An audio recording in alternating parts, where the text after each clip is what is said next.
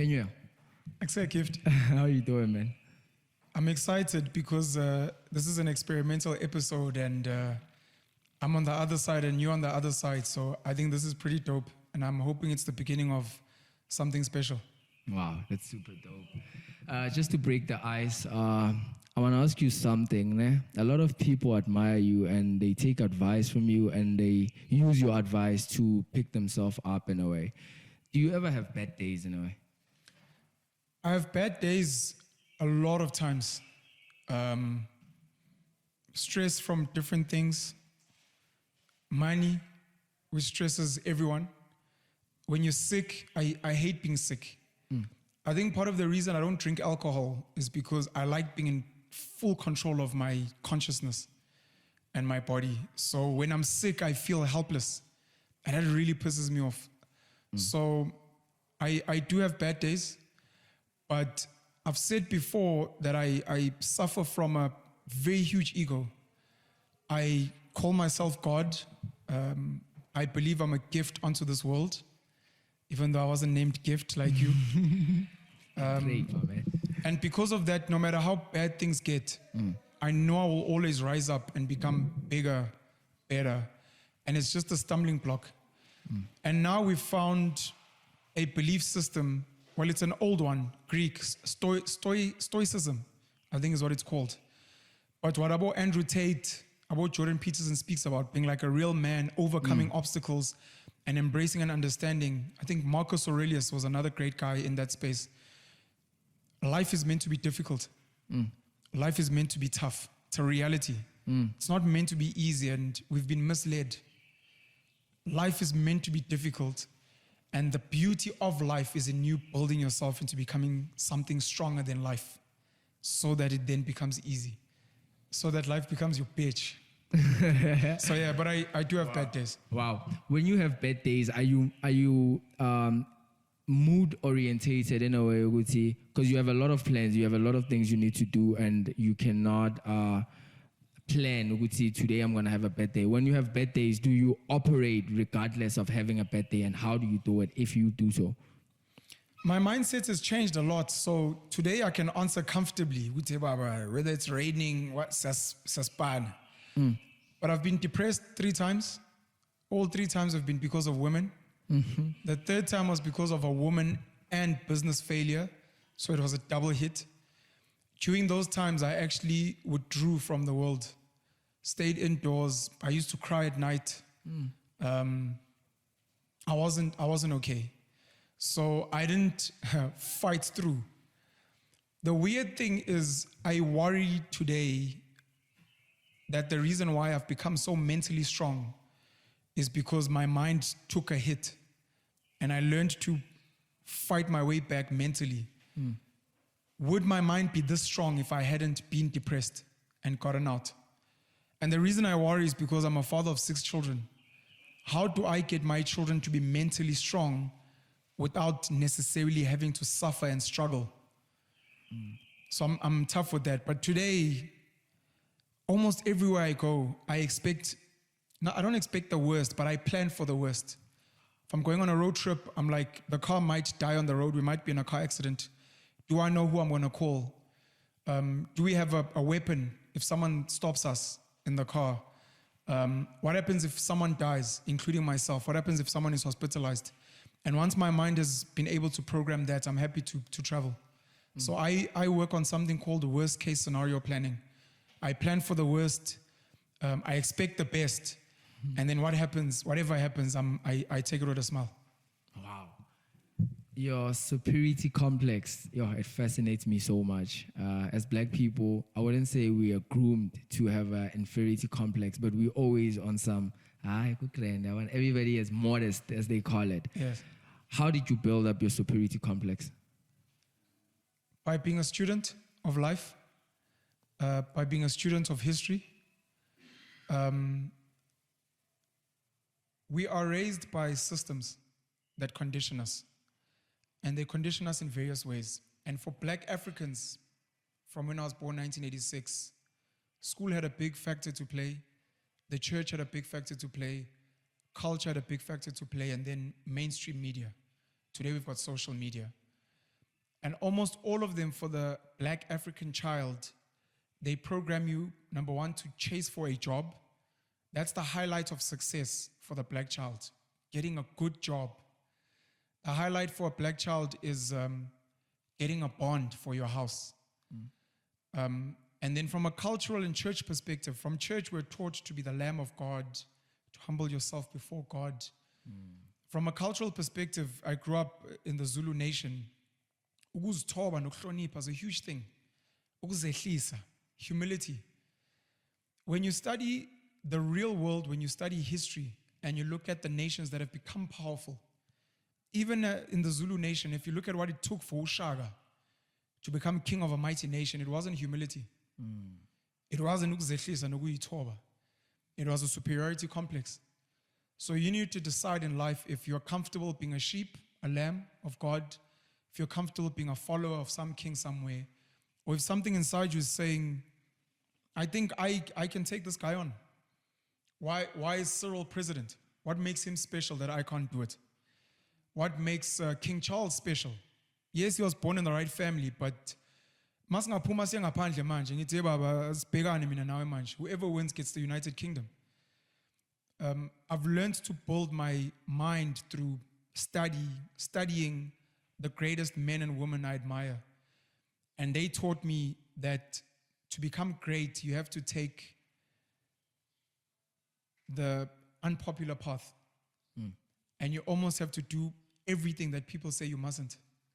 For the freedoms we have today, thanks to the ANC, PAC, IFP, and other political parties, and other activist groups that fought, including our Steve Biko and the Black Consciousness movement, they couldn't follow the law. They had to not humble themselves and they had to rebel. That's why Mandela was labeled a terrorist. So if you think you're going to achieve greatness by following the rules and playing small, enjoy it. But the rest of us are going to probably dominate you because the world is run by lions and not by sheep. And that's how I try to live my life. And I'm glad that specifically from my father, he had that type of characteristic.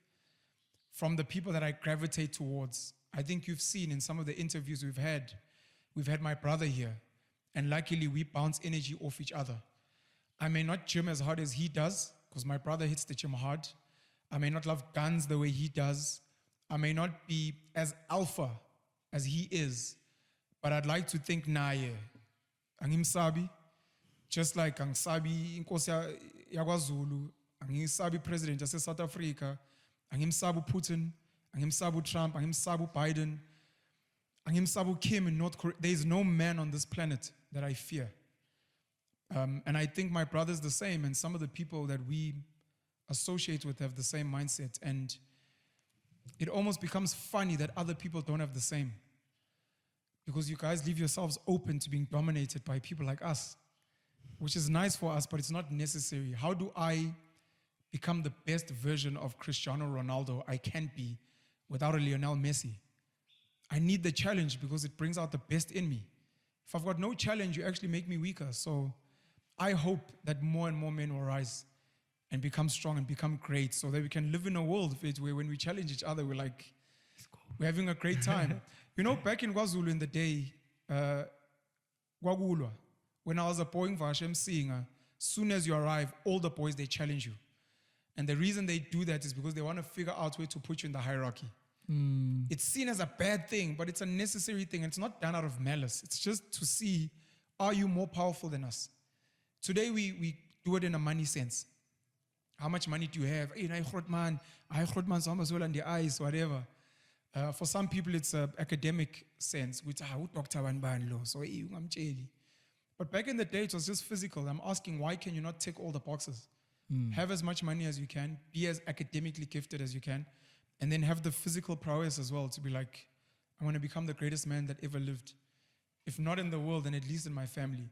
And my children would be like, my dad was a superhero.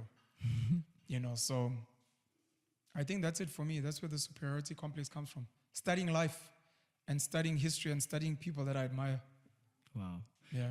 Is it built over experience or is it something that you can learn in school, like theoretically? you can learn a lot of things theoretically, and a lot of us did. Moving from theory to practice is one of the hardest things in the world, and it's been proven. That's why we have a 40% graduate unemployment rate. And by graduate, we're not saying unale diploma, le degree, 3-4 years, but you can't even do something with it to build a business. We're speaking 12 years of schooling. We're speaking more than 12 years of not just schooling, but ubutenga from a shop. Ububona amajide kandi imoto. Ububona kutshala sami kufuya inkomo. Ububona your parents working. You're telling me in your, let's say you're 25 years old, in your 25 years, in all the theory at school and all the things you've seen, you're still not good enough to be able to feed yourself and build something. So you can learn these things, but yeah, moving from theory to practical is what separates the boys from the men, or the men from the boys. Wow. So until you act, yeah, it's theory and it's philosophy. Yeah, but there's nothing wrong with the theory. But where you can, please act, please implement. Because when we speak about history, we speak a lot about the talkers and the philosophers, but the people that shape the real world are the people that do. Wow. Yeah. That's super dope. Are you comfortable talking about the downfall of your businesses? Very comfortable. Can you please just walk us through that? Very comfortable. I've written a book called The Rise and Fall of the NSC. NSC is an abbreviation acronym for the National Savings Club. I started a company in 2014 looking to build a formalized stokvel network because I felt Black Africans needed something outside of banking where they can access money that can fund Black businesses and where they can get better returns. Banks at the time were probably offering 6% a year. It might currently be at 4% if it's a fixed deposit, 1% if it's a normal savings account. So the returns are very bad. I came in offering 40% a year, which is better than even the property market, which in perfect conditions, you're looking at 7% a year. The stock exchange in this country over the last 3 years has had a negative return. Anything from negative 9% to negative 11%, which means if you put money in the JSE, you've lost money. So I wanted to do that. And I was naive, optimistic, which is always necessary when you're starting a business. But I promised what I couldn't deliver. And I paid out a lot of people. But in running businesses, I was impractical and unrealistic about the cost of operation. And because I was rushing to make this 40% per year, I started focusing on the business that was giving the highest returns, which was Ukshonisa loans. And that business, people don't pay. So I could either become ulaqasha ngihambe ngamula amadolo. I could go around taking people's things ngenkani, which would have led to a backlash. I'm coming to your house, taking your car by force. That was never my personality. I didn't want to turn into that type of person. I still love human beings. I want to be liked in the streets. I don't want people to fear me when they see me. So I was like, look, I need to let it go. And I cut my losses. To date, I'm owed about 600, 700,000 by people I've given money to, whether it's loans or I invested in their businesses. And because of the returns I offered, at some point I owed people R1 million. I've worked down a lot of that, but there's still a chunk left. And I learned a very important lesson in that. Because I also had multiple businesses to try and generate this. I was doing furniture removals. I had small trucks. I had meter taxis. Before Uber became a thing, I had meter taxis in Joburg, some in KZN, in Newcastle. I was farming pigs. I was farming cows in Pretoria and in Newcastle. I had my loans business and I invested in small businesses. One of the lessons I learned was you need to learn how and when to kill a business. And that's not just a business lesson. I think it's a lesson for relationships. It's a lesson for being in a space you shouldn't be in. When do you know when to leave and cut your losses? You know, for a lot of us, we run businesses until they have no more money. And even when they're in the negative. Now you're borrowing money to carry on running your business. A very interesting conversation happened between Vusi Tembewayo and some white businessman during COVID lockdown. And they were speaking about all the businesses that were going to be impacted. And this white gentleman was saying, the businesses that will survive are the ones that are going to preempt and calculate in time that they're not going to make money in 6 to 12 months and close the business now while they still have money. Carry on running on a skeleton staff, inform their employees that, look, in 6 months we won't have a business, so please start looking for work elsewhere. We'll pay you full salaries for the next 6 months, but then you're going to have to leave. If you haven't found anything in 6 months, you can carry on coming to volunteer, but we won't have any money. If we make a little bit of money, we'll share the little bit we have with you. It won't be a salary and it won't be guaranteed, but we're shutting the business down. That's someone that knows that, ngiyafa, ngiyagula. Let me sit my kids down. Guys, I'm sick. Can we have a family plan? I have life insurance. I have whatever. It's someone that realizes this relationship's not taking me anywhere. This girl keeps cheating on me. I find myself depressed. Maybe if you're the type of guy I'm gonna land up in jail. I'm gonna be dead. I'm maybe going to kill her. I need to leave. So when do you kill a business? And for me, I hadn't learned that lesson. And that's why to this day, I'm taking what's called good money to chase bad money. I'm taking money I'm making, running new businesses and new ventures to try and fix those mistakes I made then. Whereas if I realized early then the business is failing, I was meant to sit my investors down and say, guys, the business is failing. I've tried my best. I think within the next 12 months, I'm going to collect what I can. This is how much we owed. I'm going to pay you guys what I can. But then after that, any money that you've lost. I'm sorry. In future, if I start a new business and I'm going to say, continue, please don't come to me and be like, we're not paying 50,000 yam. That's not your money. This is a new business, new investors, new funders. Our business failed. If what you want 3-0 and today we win a 2-0, you can't take the 2 and then you pay 3. Now accept the loss and move. So know when to kill a business and don't use bad money to chase good money. Very important lessons for me in business. But like I said, I've written a book that has a nice detail of how I started, my adventures, the people I met, the cool things we did. And then there's some educational lessons there, of which one of them is knowing when to kill a business. Wow, that's a mouthful. Yeah. Do you think all entrepreneurs must start intellectually or they must be passion orientated? Passion is one of the worst reasons to get into business. One of the worst. A business is an operation, a system that is run by a person or people with the intention to make a profit. It's not an operation that has to do with intelligence. It's not an operation that has to do with passion. It's not an operation that is meant to save your life. It's an operation that is meant to be in the pursuit of making a profit. So when you're looking to build a business, it's meant to be, can we make a profit here? If you can make a profit, start the business. Then you can move backwards and be like, why are we doing this business? And today people speak about passion, I'm trying to solve problems. That's whatever, man. I can tell you now, a lot of these puzzle shop guys are not trying to solve any problem. They're like, there's a space there where we can make money. Let's go make money. And you're like, oh, you must be passionate about retail. They're not fucking passionate about retail. Which is why they can actually make money for so long. You, Landy Pesci, and I really love little children, so I decided to do this thing. No, do that as a hobby. If your hobby starts making a profit, you can convert it to a business, but it wasn't a business. So from intellectual passion, I'll tell you, intellectually, maybe is the idea of chasing a profit. The passion thing must be either accidental, coincidental, or it must come much later. It's almost in the same way, I don't think people must ever get married for love. Getting married for love is one of the dumbest things you can ever do, because love is an emotion and emotions change. So you need to get married for something bigger than love. And you find, weirdly, historically, arranged marriages lasted longer than the loved ones. You look at some of our mothers that married our fathers forever, and they're like, did you love this man?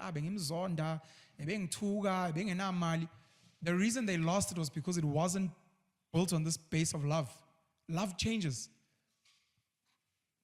You're not a parent because of love. There's going to come days when you hate your kids, when your kids hate you. Oh, you see, I fucking hate you, mom. You're such a bitch. You know? So mom must be like, I'm still going to feed this fucking loser of a kid. I'm still going to pay their school fees because it's not about love. You should get married out of responsibility to yourself and the other person. To yourself is, I need someone to assist me in this life thing. And I would also like to help someone in this life thing. And then there must be compatibility in sharing responsibilities. So I'm really good at gardening. She hates gardening. She's really good at cooking. I hate cooking. So I'll make sure her garden looks neat and clean, and she'll cook our meals so we can eat. So you do that so that even on the days when you hate her guts, you still go and do the garden. Even on the days when you've cheated on her and she's like, she's still going to go cook your food and feed you because it's about responsibility. Wow. It's the reason why our relationships with family last longer than our romantic relationships. Because family is not about love. Family actually has politics. But you're still going, but you're there. So if we could have the same mindset with marriage and romantic relationships, they would last much longer. But we've been driven on this flimsy love thing. So same with business. If you're building a business on passion, what happens when the passion's gone? What happens if you're very passionate but there's no money? Now you're constantly feeding a passion even though and that's silly. So nothing wrong with having a passion. Turn that passion into a hobby. No money aspect. You do it out of pocket. You're like, I love this thing. So you're trying to make money? No. I love farming. I love growing food. And then it's nice. And then if there's a money aspect,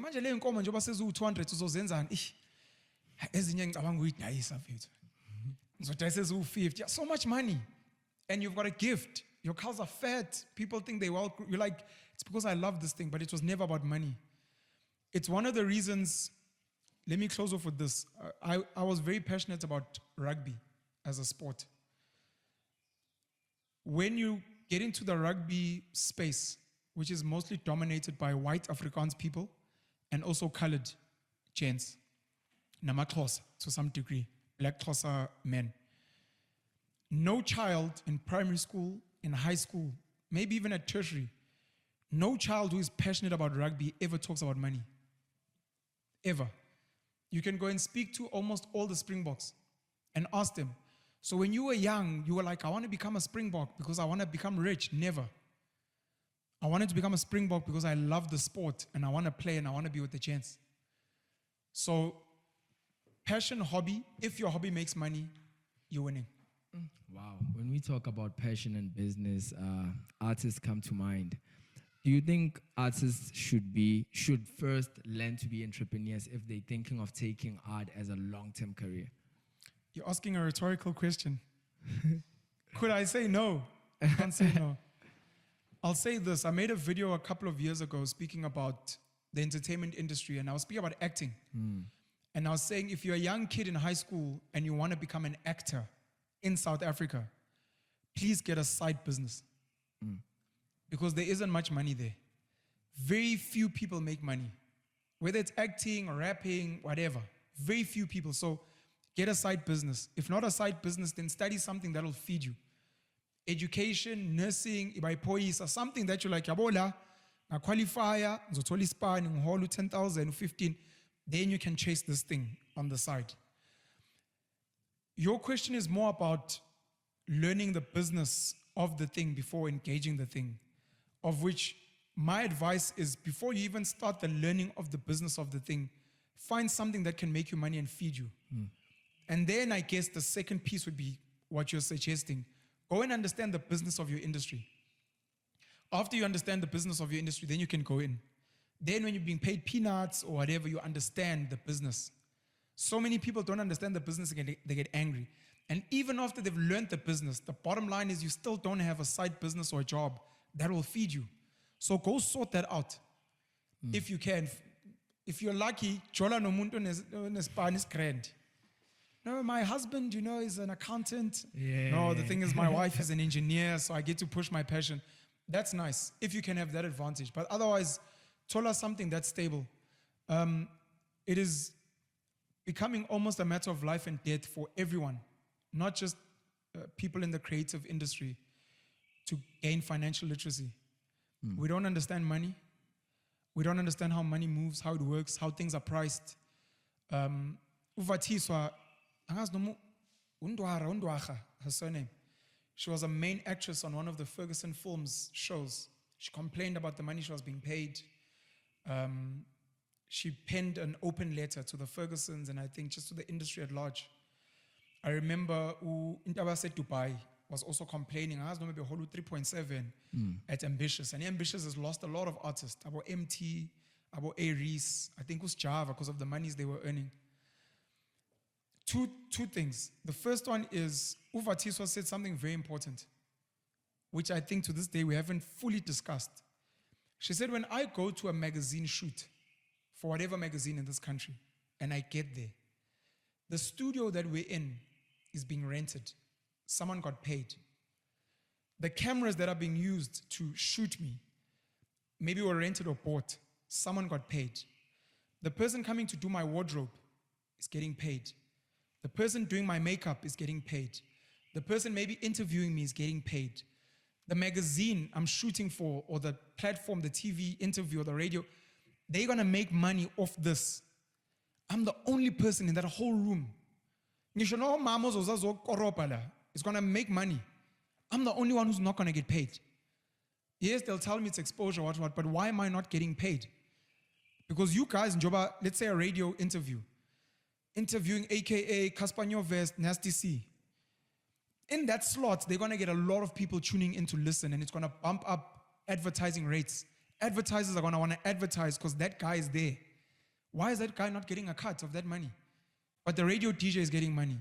The team around him is getting money. The station's getting money. Everyone except for him.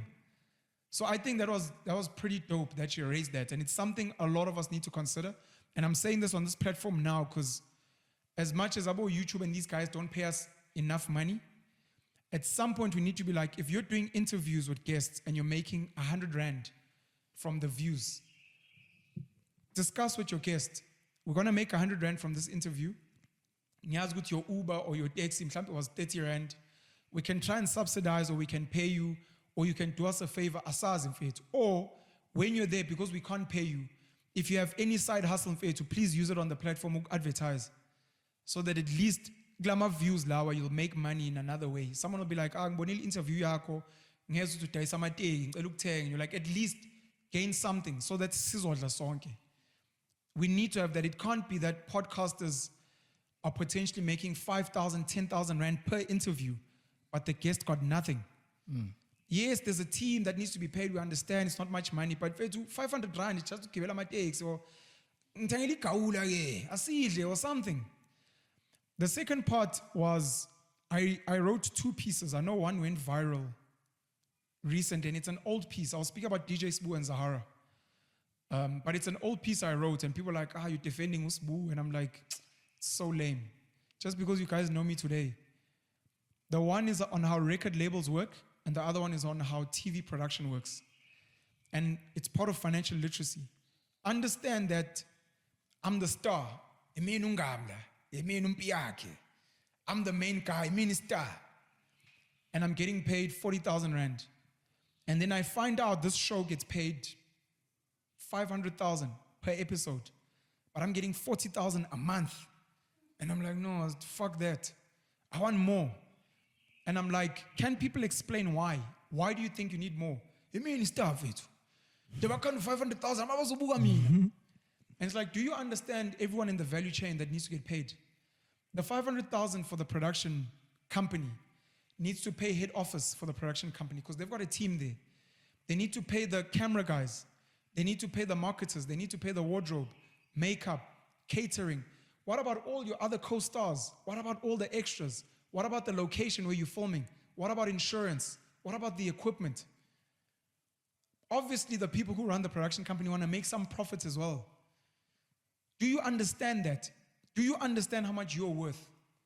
Because you'd be like, no, 40,000, at least 200,000. I'm like, show me the maths, show me the numbers. And if you can't show me the numbers, I'll take it down to 20,000. If you can show me the numbers and they check out, I'll give you 300,000. But because we lack financial literacy, you can't have that conversation. And it's nice, we speak about the entertainment industry and soccer players and DJs. My fellow graduates that worked with me in banking, that worked as chartered accountants, that work as engineers, that work as medical doctors, that work as actuaries, that work as politicians, if you were to ask them, do you know if what you're getting is fair and why? And don't give me bullshit like it's market related. Explain to me the company you work for, this is how much they make off your work. And then after they've made that 300,000 in a month, then they have to pay the office. Then they have to pay for your laptop. Then they have to pay for the company marketing, telephone, the cleaning lady, the subsidized canteen, and. And then with you, the budget is now 60,000. And this 60,000, some of it might be your bonus end of the year, some of it is for your car allowance, some of it is for whatever parties that you guys have as a company. That's part of your money. Because you work for the company, you bring that money in. So by the time it comes down to 20,000, you can explain, I actually should be getting 60,000, not 20, and I can explain it to you. And I'd like to speak to human resources or my boss and be like, listen, I don't want a bonus. I don't want a 13 check. I don't want a birthday month check. I would like all of my money, and this is how much I'm worth. And I don't want this laptop. I want to buy my own laptop. This one's too expensive, and you guys are giving a tender to your friends. I want my own laptop, so give me this laptop money. I want to work from home, so don't bill me for this office. I don't need it. And I will do my own marketing for the business to bring money in. But we're so far away from financial literacy, we can't even have those intelligent conversations. And again, it's not just entertainers, sports people. It's the people that we really, really think are smart. Accountants, bankers. They can never explain to me if their salaries are worth it because they don't know. They don't know how much the company they work for makes and how much of that filters down to their cost center division department all the way down to them. They don't know how much they cost their company. Muntu was to 30,000, and I'm like, do you know how much you cost the company? You might be costing the company 60,000. Then I ask, you cost the company 60. How much do you bring into the company? You have no idea. All you know is, but you don't know how much money you bring in. I think I'll stop there. Wow. You talk a lot about being a minimalist, if I'm right. Being a minimalist, is there an importance for money, having money? And the second question is there a threshold of chasing money, or can you be extremely ambitious and chase a lot of money? These are very smart questions, by the way. Thanks. So kudos to you for that. Minimalism is highly misunderstood by a lot of people. It's a new concept for people, even though it's a very old concept in the universe and in nature. Minimalism means living with enough and not living with excess, too much. Do you need 5 cars? Do you need 100 pairs of shoes? Or is it too much? What is enough? And if enough for you is 30 pairs of shoes, I'm saying please give away or sell the other 70. If instead of 5 cars, you're like, look, 2 cars is enough, sell the other 3. It's not to say, and live with nothing. You know, I live with what's enough, and enough is relative. So someone might be like, we don't need a car. A bicycle is enough. And you're like, that's for you. For me as a minimalist, 2 cars and a private jet are enough. And I'm a minimalist. You're like, it can't be, but we need jet. You're like, you can. You know, it's what's enough for me. So that's the one part of minimalism being misunderstood. The second part is money. So money in itself is misunderstood. It's not only misunderstood, it has been corrupted. Money used to be a tool of exchange. What that means is that money is a middleman between things that we want from each other. we might want goods from each other. You have a chicken, I have umbila. So we can exchange those things. In the middle, we do that through money. So I will take umbila wami, sell it somewhere, and then they give me money. When are you going to sell inkukhu zako somewhere, they're going to give you money. But you want umbila and I want a chicken, and I'm going to use that same money to buy inkukhu yako, and you're going to buy. So it was a tool of exchange. And when it was just a tool of exchange, it was brilliant. And everyone on either side needed to bring something. If it wasn't products, it was services.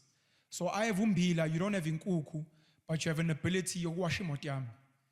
I put pen in umbila, but what I can do is I can wash your car. I'm like, oh, sure. You're offering me a service. Today it's been corrupted partly because it is not now that both sides have something to offer. You find that the one side is offering a lot and the other side is not. In 2022, I will tell you that what I'm offering is land. Land is free. It's given by nature. How dare I tell you I've got land? You must come plant and grow this for me on my land. And then after there's an entire field of umbila, I'll give you one umbila. How is that a fair exchange? Because I own land. Naturally give it because I own water. This is my river. If you want water, you must pay. There's something very twisted and demonic about that, but that's the money world we live in today. So, part of the things that I think are wrong with money is interest on credit. Credit in itself is twisted because it doesn't make sense in nature. A monkey says to another monkey, I will go and get you all the bananas you want, and then next year, you must then bring me more bananas because interest. There's a fair value exchange at that point. You know, if I'm getting you bananas, it's because ngiyazila endlini ukati ingane. So ukati ingane wenza sure ukuthi indlu yethu grand clean, mina ngizoletha banana ke. There's a fair value exchange. But the masters of capitalism came with interest, of which it's not even real money.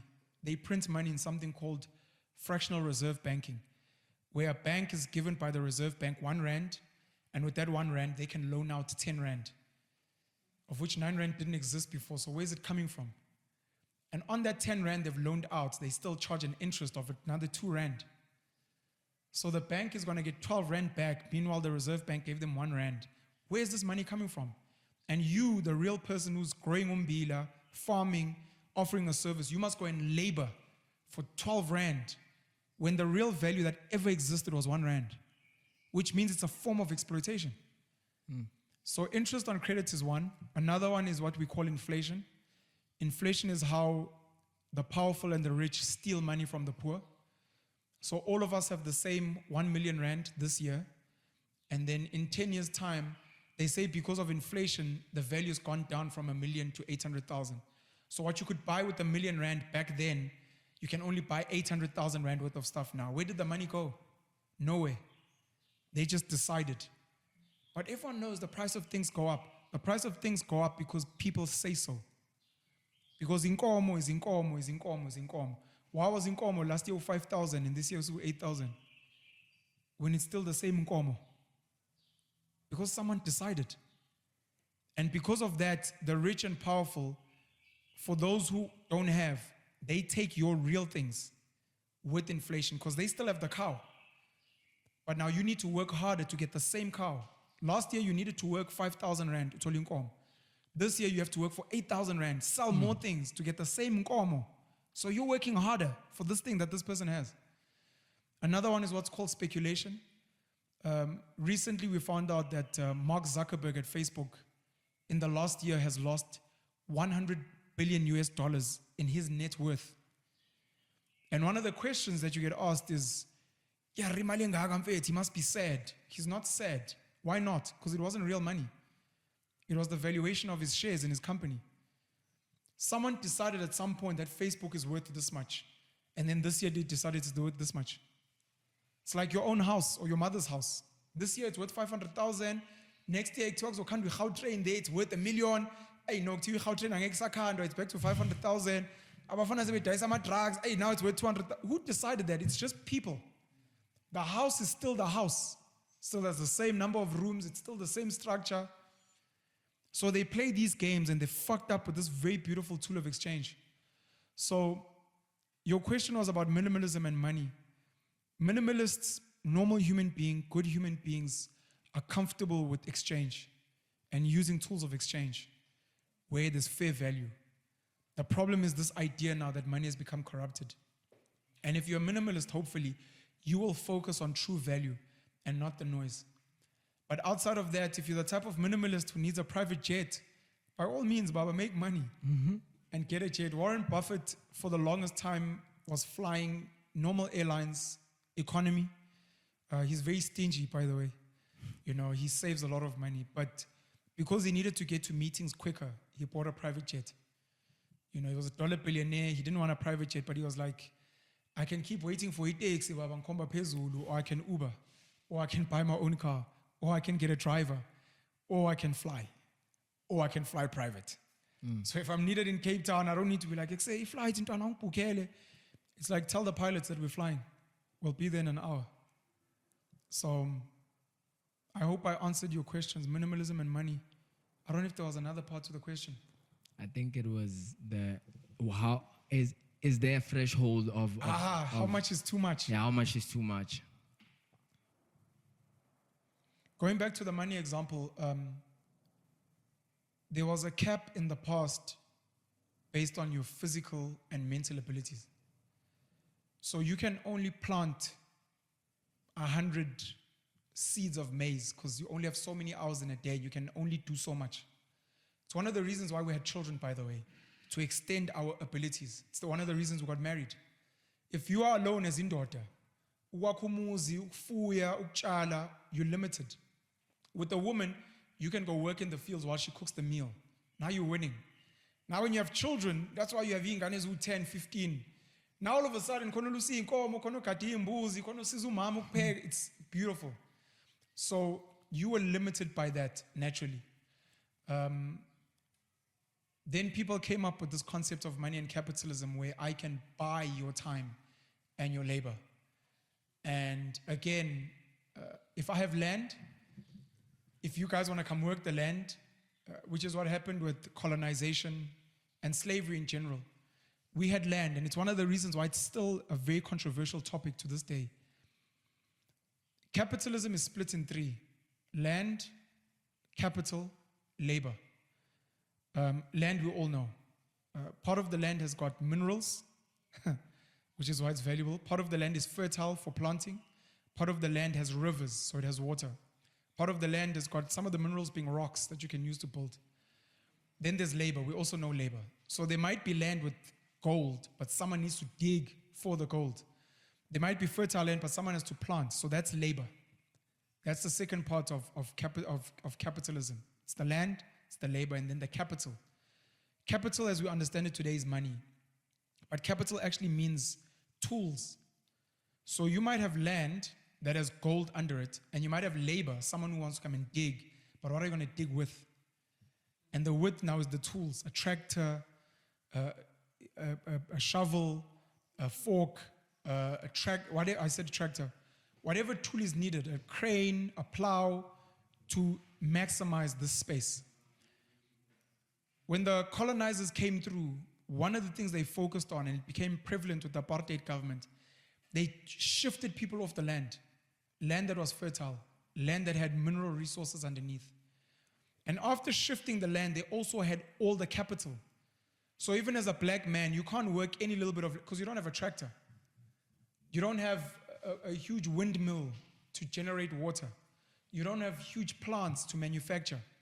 So they had the land and the capital. And the only thing black people had was the labor. And because of that, they were able to exploit you. Now, how limited are they in how much they can make? It's how much they can exploit the labor in that. Because they've now colonized the land, they've colonized the capital, and now they're exploiting the labor.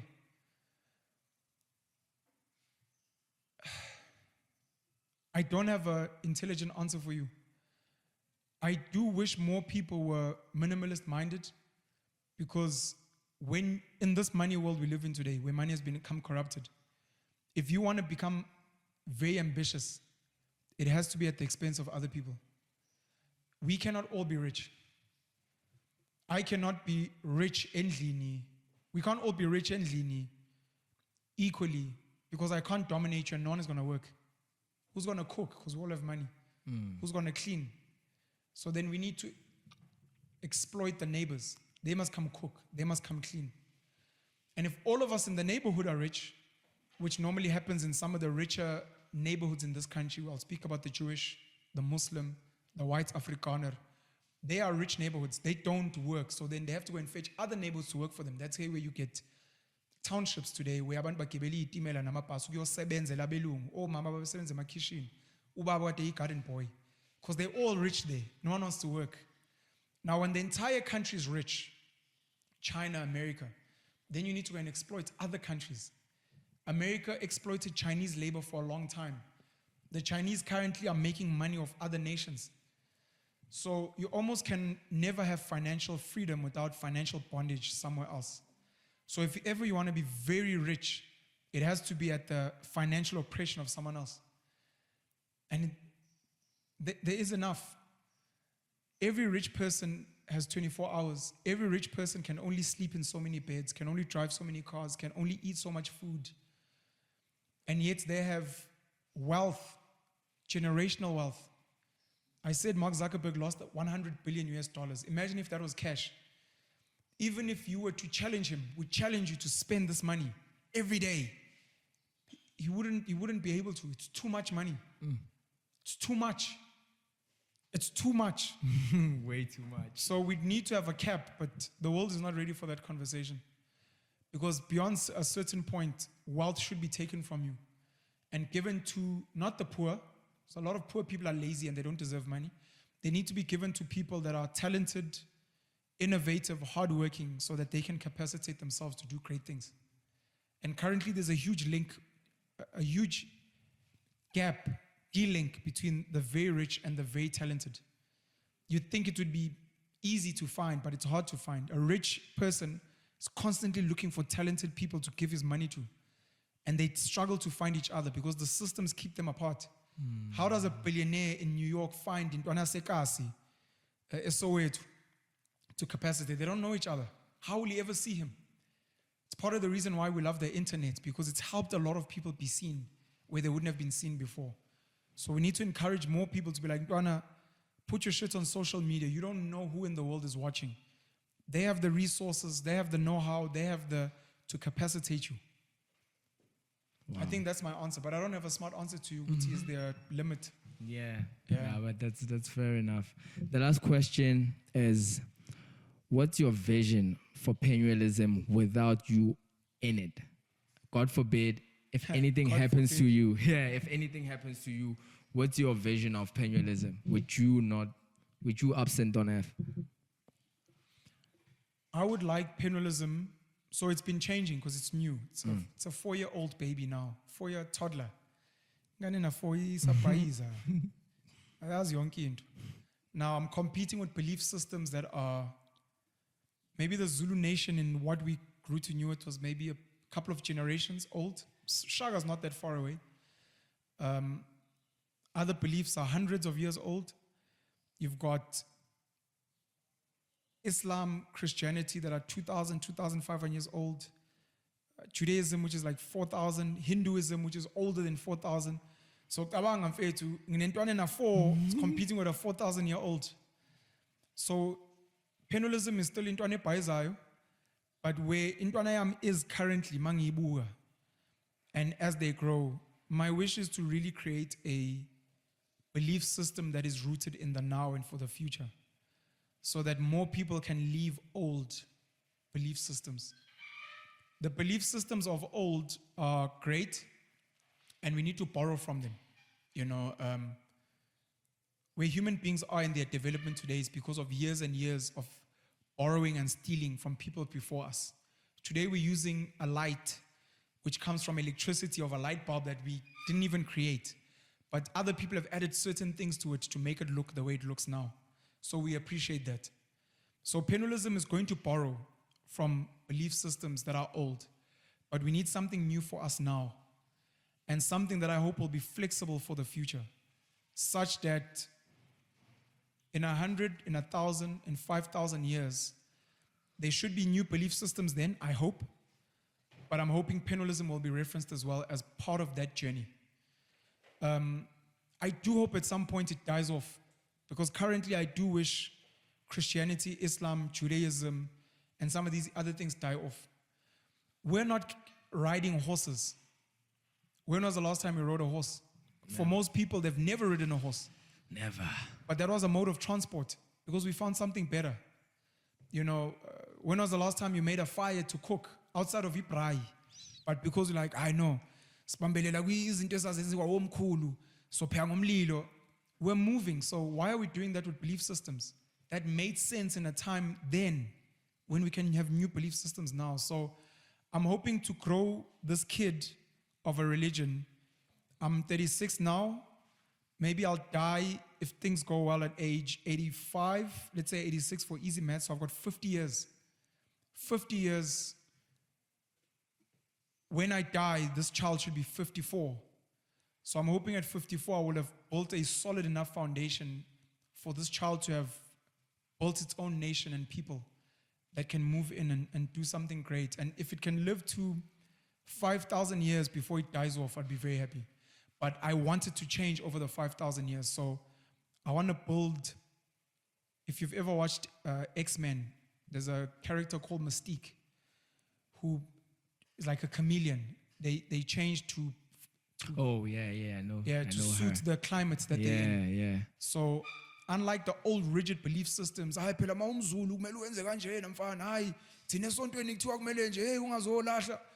would like to build something where they're like, hey, do you know what Penuelism looks like now?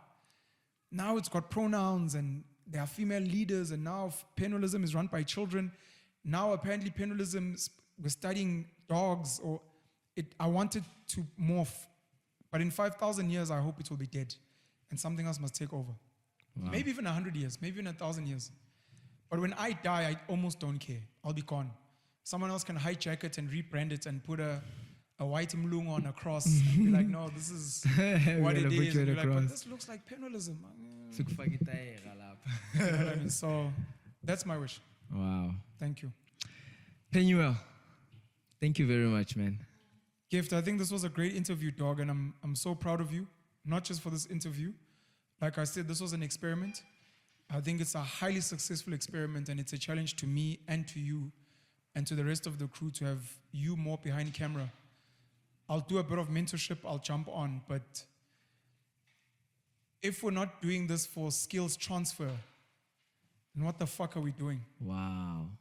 This needs to be bigger than me, it needs to be bigger than us, because we need to do more. We need to create more podcasts, we need to put more kids on, we need to buy more equipment, we need to build media platforms and fuck shit up. And it starts with stuff like this. Letting you interview me in such an amazing way, and I get to be a guest. Ngiyabonga kakhulu abantu basemadadeni eNewcastle section 4. Thank you so much, and thank you for the opportunity. I appreciate it. Wow, it was a pleasure. Easy.